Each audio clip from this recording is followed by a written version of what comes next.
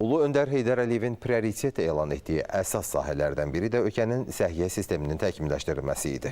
Ümumili lider hakimiyyətdə olarkən tibb sahəsində mütəxəssislərin yetişdirilməsinə, onların beynəlxalq təcrübədən faydalanmasına böyük diqqət ayırıb. Bu fikirlər 8-ci Beynəlxalq Bakı Ürək Günləri Konqresində səsləndirilib. Tədbirdə Prezident İlham Əliyevin tədbir iştirakçılarına müraciəti oxunub. Ötən il Azərbaycanda icbari tibbi sığorta zərfi çərçivəsində 34 mindən çox ürək-damar cərrahiyyəsi həyata keçirilib. Bu ilin ilk 3 ayında isə bu rəqəm 5 mini ötüb. Bu barədə Bakı Ürək Günləri Konqresində məlumat verildi.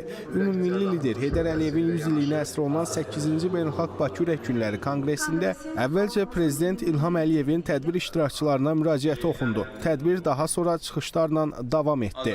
Bir tərəfdən biz robot texnologiyasının ürək-damar cərrahiyəsində tətbiqini danışırıq. Digər tərəfdən sessiyamızın birini Metaverse platformunda, yəni virtual platformada icra edirik. Bu da düşünürəm ki, ölkəmizdə fəaliyyət göstərən kardioloq və kardiocərrahlar üçün yüksək texnologiyaların öyrənilməsi və ölkəmizdə də tətbiq olunması cəhətdən çox faydalı olacaqdır.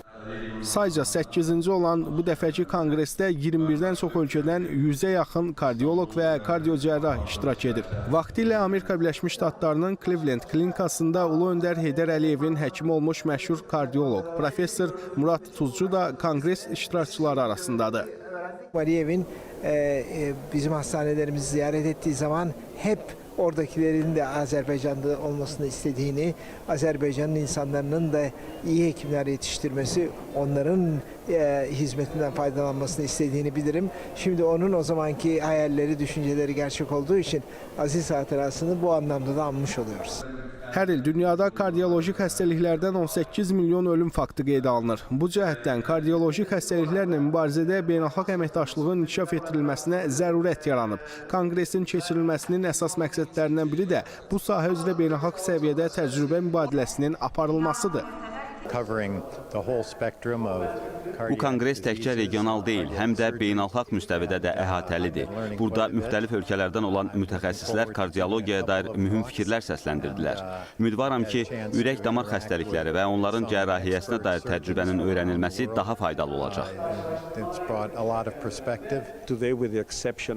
Bugünkü tədbirdə iştirak etməkdən məmnunam. Bakının belə mötəbər tədbirlərə ev sahibliyi etməsi əhəmiyyətlidir. Kardiyologiya sahəsində beynəlxalq əməkdaşlıq, təcrübə mübadiləsi gələcəkdəki problemlərin aradan qaldırılmasına mühüm töhfə verəcək. 8-ci Beynəlxalq Bakı Ürək Günləri Konqresinə sabah yekun vurulacaq. Rüstəm Mikailzadə, Elvin Qəhrəmanov, Sehrac Azadoğlu, ASTV Xəbər.